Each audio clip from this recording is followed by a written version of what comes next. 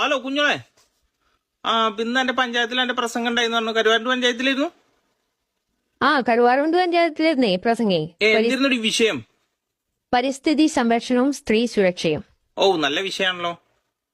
എന്നിട്ട് എങ്ങനെയുണ്ടായിരുന്നു പ്രസംഗം? അടിപൊളി പ്രസംഗമായിരുന്നു. ഒന്ന് പ്രസംഗിച്ച് ഞാനൊന്ന് കേക്കട്ടെ. എന്നാ പിടിച്ചോളി.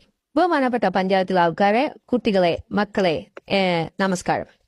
ഞാനിവിടെ പഞ്ചായത്തിൽ നമ്മൾ സ്ത്രീ സുരക്ഷയും അതുപോലെ തന്നെ പ്രകൃതി സുരക്ഷയുമാണ് പറയുന്നത്. പ്രകൃതിയുടെ സന്തുലിതാവസ്ഥ നിലനിൽക്കുക തന്നെ ഭൂമിയുടെ കറക്കത്തിലാണ്. ഭൂമി കറങ്ങുന്നു ഒരു അച്ചുതണ്ടിലാണ് കറങ്ങുന്നത്.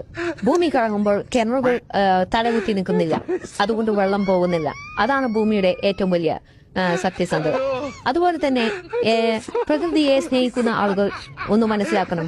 കുട്ടൂസനും ഡാങ്കിയെയും മായാവിയെ മന്ത്രം ചൊല്ലി കുപ്പിയിലാക്കിയിട്ടും അവർ ഇന്നേ വരെ ഒരു പ്ലാസ്റ്റിക് കുപ്പി പോലും ഉപയോഗിച്ചില്ല.